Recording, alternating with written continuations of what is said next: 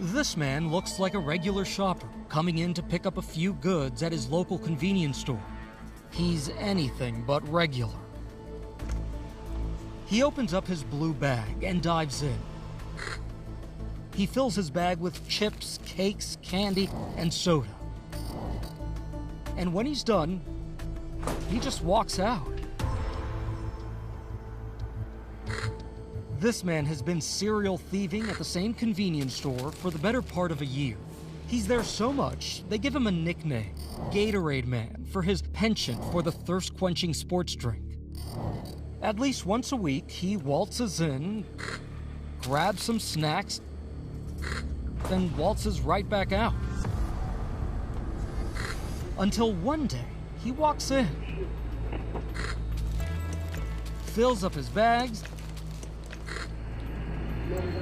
and as he's about to walk out again, the clerks lock the doors.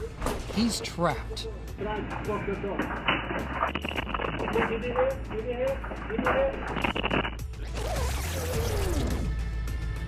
The clerk recognizes the man and presses a button that locks the door.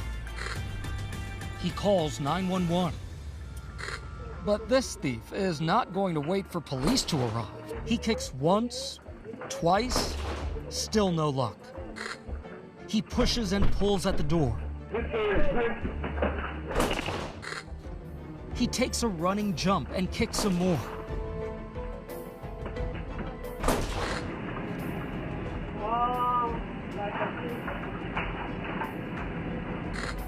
He puts the stolen drinks back and drops the bag of poached goodies on the shelf. Let me know. Let me know, man. You think I'm playing? He grabs just one drink to help him in his quest. Let me know. Escape.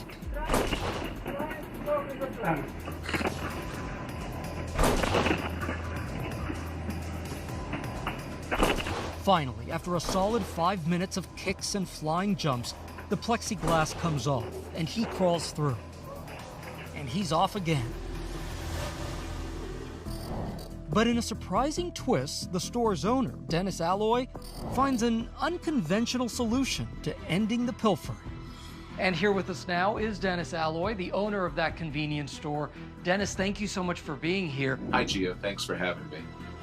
The Gatorade Man was constantly targeting your store. What kind of impact did that leave on you and your staff?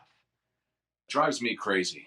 It takes a toll. For my employees, I don't want them confronting him physically. It's just not worth any potential bad result. He comes at will and gets away with it at will. He would come in. Oftentimes it was a few days in a row, then I wouldn't see him for a little while, then it would be a lot. And these guys that work for me, they have some responsibility in the store, and they feel terrible when things like this happen. There needs to be some consequences on what happens. I'm not looking to throw someone in jail and ruin their lives, for what is considered petty theft, but there needs to be some consequence. Dennis, how did you decide to put an end to this? There was a local neighborhood guy.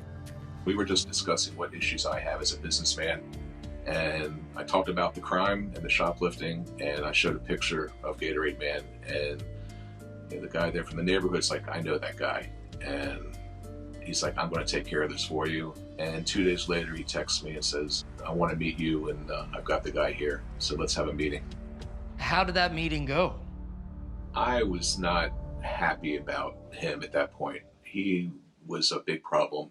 He was terrorizing my employees. He had stolen from me multiple times. So I went in with kind of a angry mood, and we started talking. And again, I don't want to put people in jail for things like this and ruin them. But we talked, and he kind of explained to me, and he was sincere and apologetic. He talked about his drug problem and how he's been in rehab. And I felt like he was trying to address that. And I think he understood that this had to end. And we kind of just shook hands. Man, I apologize. I sincerely apologize. Dennis, I apologize to Dennis. Y'all remember me? I came in here and took stuff, and I apologize. He worked for me for a full day, probably 10 hours. He scrubbed my dispensers and cleaned up the parking lot. I saw him on the cameras as I was sitting in my office just to make sure he was doing what he had to do. And actually, I wish I had my employees could do as good a job as he did. So after the conversation, I hadn't seen him for several weeks. One night, I got a phone call from an employee saying, hey, he's back. And I'm like, no way. But since that one relapse, I have not seen him in the store since. But the bottom line, it just had to stop. And I think overall, it worked out.